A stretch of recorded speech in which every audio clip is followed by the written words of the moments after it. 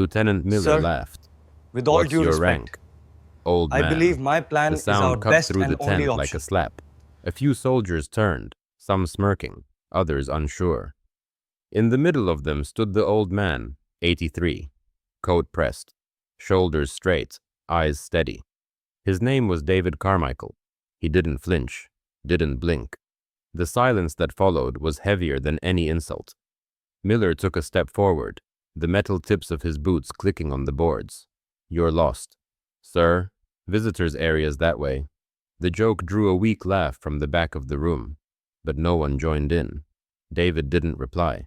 His eyes met Miller's and stayed there calm, unhurried, almost studying him. The air tightened. Private Jenkins, sitting near the comms unit, saw something glint on the old man's lapel, a coiled silver serpent, dull and frayed with age. He froze. He'd seen that patch once before, in a classified file that was never meant to be opened. It was supposed to belong to a unit that didn't exist. He looked again, hoping he was wrong. He wasn't. Miller's grin faltered. "Identify yourself," he snapped. David's answer came quiet, flat, and final. "Once." I had no rank. The words hung there, neither a joke nor defiance, only truth stripped bare. A murmur rolled through the tent. The corporals waiting by the entrance looked to Miller, unsure if they should move. He gestured sharply. "Move him out." The two men took a step, then stopped. They couldn't explain why. David hadn't moved, hadn't even raised his head, yet something in his stillness pressed back harder than any order. Someone near the rear whispered, "That patch shouldn't exist." The whisper cut through the tent sharper than any shout. Miller spun. "What did you say?" No one answered. Jenkins felt his heart pounding. He dropped his eyes to the radio, typed 3 words on the secure line Serpent insignia sighted, and sent it. The sound of the radio ping seemed louder than gunfire. Every man in the tent heard it. A moment later, the radio crackled again. "Hold action. Do not touch subject." The voice was metallic, distant, and absolute. Miller's mouth opened, but nothing came out. The corporals stepped back on instinct, the joke now gone from their faces. Jenkins looked up and saw David standing there, unmoved, unarmed, coat buttoned, eyes steady. He wasn't angry, he wasn't smug, he was simply present, like something that had been waiting a very long time to be seen again. No one spoke. Miller's hand trembled slightly on his belt. A young private near the flap whispered, "Sir, do we move him or wait?" Miller didn't answer. Outside, the low hum of engines grew nearer, rolling toward the tent. Inside, 40 men stood motionless, unsure whether they were looking at an intruder or a ghost of their own history. And David Carmichael said nothing at all. The engines grew louder outside, a low rolling hum that made the tent fabric tremble. Jenkins kept his eyes on the radio, waiting for another transmission, though part of him hoped it would stay silent. No one wanted to be the first to move. Miller cleared his throat, tried to find command again. He looked around, searching for certainty in uniform faces. "This is getting ridiculous," he said. "Move him." The words came out sharp, but they didn't travel far. David remained still. He wasn't defiant, just present. His gaze moved once around the room, landing on no one in particular, but somehow on everyone. It was the kind of look that asked for patience, not permission. The corporals shifted uneasily, hands on their rifles but not lifting them. The air inside the tent was thick, made heavier by things unspoken. Then came the faint voice from the radio again, firm, mechanical. "Hold position. Reinforcements inbound." Miller's jaw tightened. "Reinforcements? For what?" He turned to Jenkins. "What the hell did you send?" Jenkins swallowed. "A standard contact report, sir." That patch, he stopped himself. His eyes darted to David, then back to the floor. David said nothing, but the small tilt of his head made Jenkins' pulse jump. Miller walked to the radio and snatched it from Jenkins' hand. "You overstepped." He glared, but the static answered for him. a sound like distant thunder rolling closer. The tent flap lifted, and the outside light spilled in. Shadows of figures moved beyond the canvas walls. The corporals straightened. Someone whispered. "They send command vehicles." Miller frowned, shaking his head as if trying to wake from a dream. "That's impossible," he said under his breath. "They wouldn't." A sergeant near the entrance raised his hand to his ear, receiving something on his headset. He turned to Miller, face pale. "Sir, we're ordered to stand down. Immediate effect." "Stand down from what?" Miller snapped. "There's no engagement here." The sergeant's eyes flicked toward David. The unspoken answer filled the space between them. David shifted his stance, slow and deliberate. He took one small step forward. No one stopped him. The corporals who'd been ready to move him out now stepped aside. The distance between him and Miller closed until only a few feet remained. He spoke softly, but every man heard him. "You don't recognize the emblem, because it wasn't meant to be recognized." Miller said nothing. His mouth opened, but the words didn't come. Jenkins' hands trembled as he read the new signal that appeared on the radio's small display. "Priority 1, secure location. Await senior officer arrival." The room was utterly still. Only the low hum of approaching engines broke the quiet. Every soldier there felt it the weight of history pressing into the present. Miller's voice dropped to a whisper. "Who are you?" David looked at him for a long second, the kind of look that didn't ask for understanding, only time. Then he turned away. Outside, tires crushed gravel. The first vehicle stopped just beyond the tent. Doors opened, then closed with clean, deliberate clicks. "Evans is coming," Jenkins murmured. Miller turned sharply, eyes narrowing. "Evans, as in Captain Evans." No one answered. They didn't need to. The sound outside already told them enough. Inside the tent, Miller adjusted his collar, pretending control. Jenkins stared at the tent flap, heart pounding, as the shadow of a senior officer stretched across the ground. David Carmichael stood exactly where he had been, as if he'd been waiting for this moment for years. And then the flap lifted. The tent flap lifted. And Captain Evans stepped in. His uniform was pressed, his expression unreadable. The noise outside dropped to a hush the moment he crossed the threshold. The man carried silence with him, the kind that belongs to someone used to command. Every soldier straightened. Miller snapped to attention. Too fast, trying to make order out of fear. Evans scanned the room once, his eyes passing over faces until they stopped on David. He stared as if he had seen a ghost. "All units stand down," Evans said. The order came quiet, but no one questioned it. The corporals lowered their weapons. The tension that had filled the tent began to drain, leaving only the sound of breath. Evans walked closer, each step measured. He stopped just in front of David.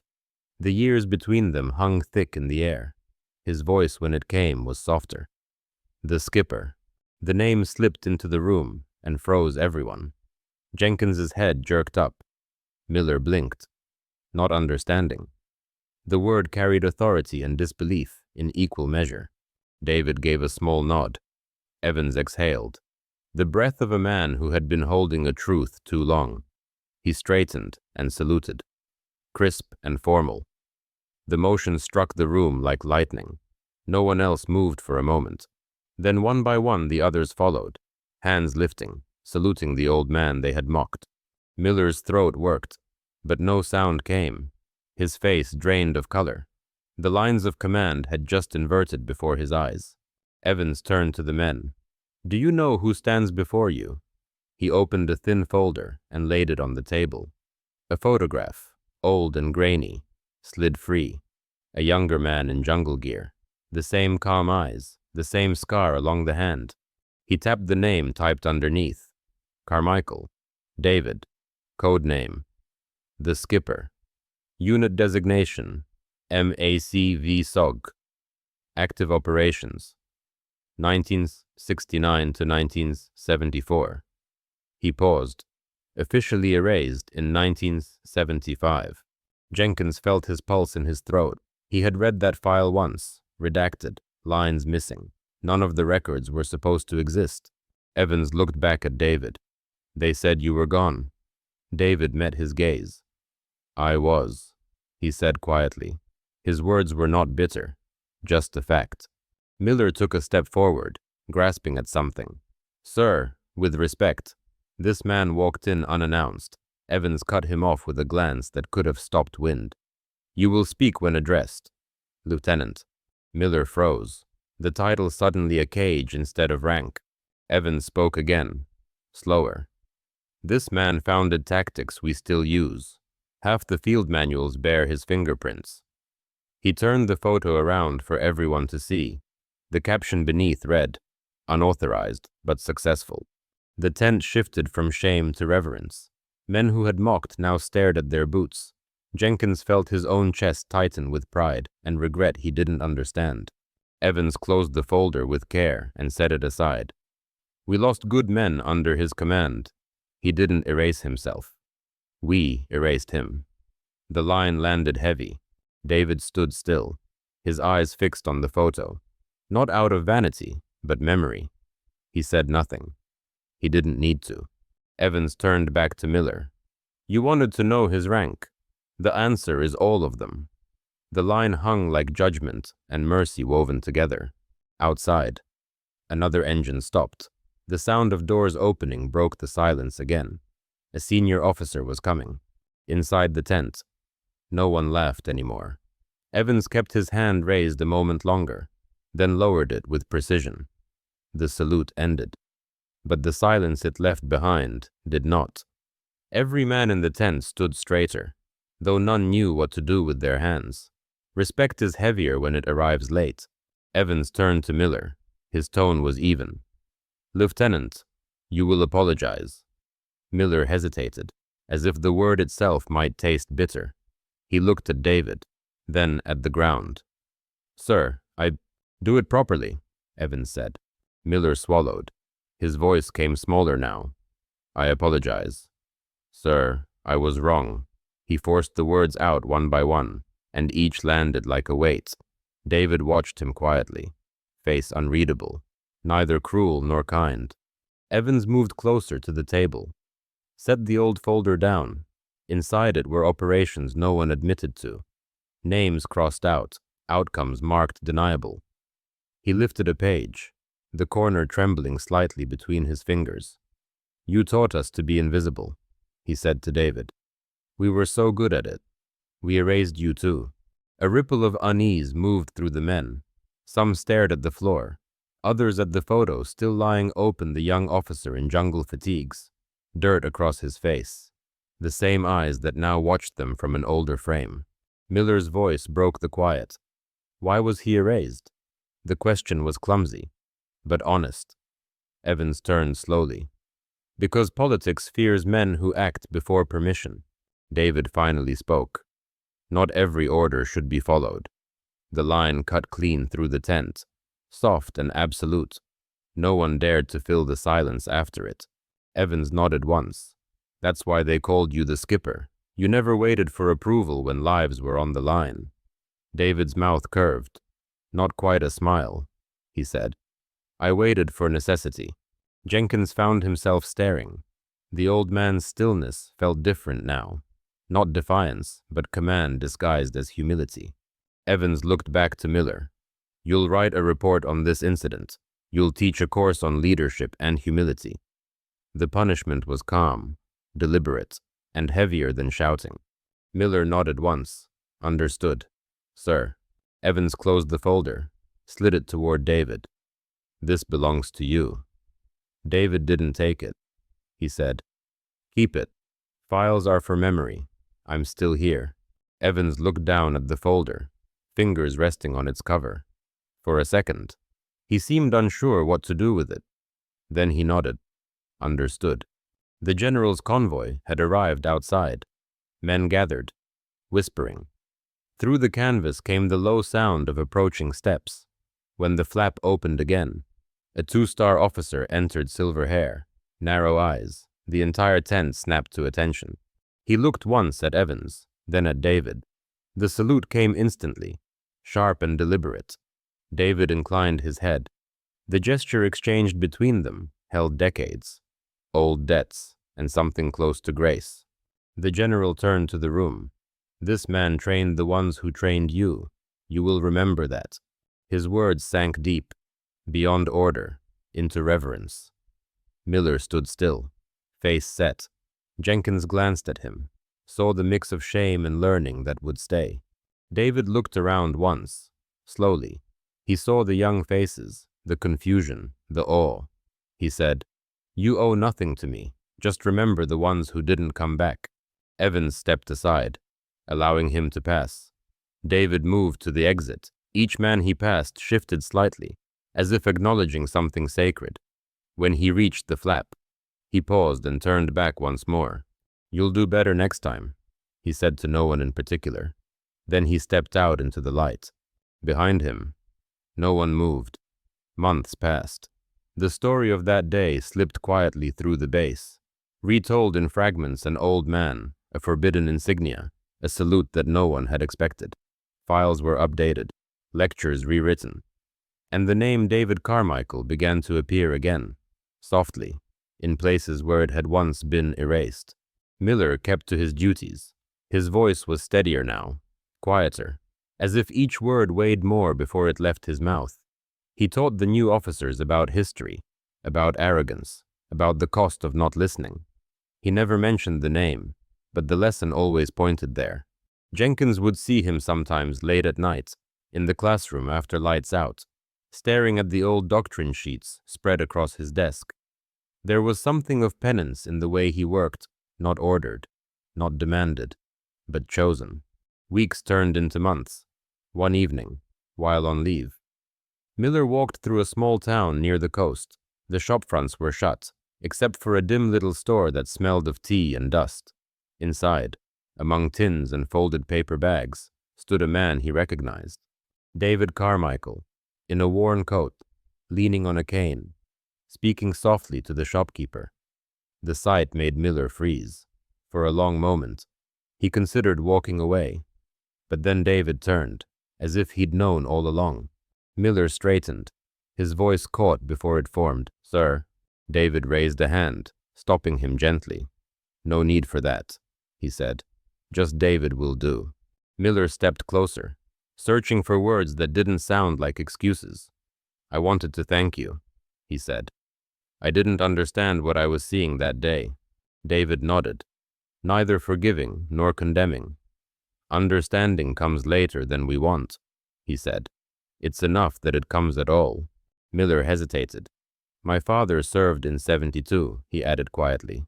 "He was in country when you were. Said he heard rumors about a unit that didn't exist." David's eyes softened. "Then maybe we crossed paths," he said. "If we didn't, I'm sure he crossed with men better than me." Miller shook his head. "He'd have liked to meet you." David looked down at the counter, at the tins neatly arranged. He smiled faintly. "He already has," he said. The words landed slow. Miller realized the meaning only as David turned toward the door.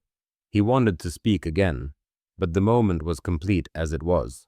David paused by the entrance, hand on the frame. "Take care of the young ones," he said. "They're better than we were, they just don't know it yet." Miller nodded.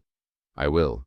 David gave a small nod back, a movement so restrained it might have been habit rather than gesture. Then he stepped out into the street, the bell above the door chiming once. Miller stood for a long time after he'd gone, the smell of tea leaves and paper hanging in the air. He looked down and saw a small folded note on the counter, left behind where David's hand had rested. He opened it slowly. Inside, in clean handwriting, was a single line: "Rank means nothing when the work is done." Miller folded the note carefully and slipped it into his jacket. He didn't smile. He simply stood there, still, until the bell stopped ringing. Outside, the town moved as it always had. Inside, the silence held something like peace. Outside, the town moved as it always had. Inside, the silence held something like peace. Some men are written into history. Others write it. and then walk away. David Carmichael's story is not unique. There are thousands like him, hidden in files marked "Do not replicate." Their deeds buried under discretion rather than celebrated. This story is for them. If it spoke to you, share it quietly, not for noise, but for memory. Thank you for listening. And remember, rank means nothing when the work is done.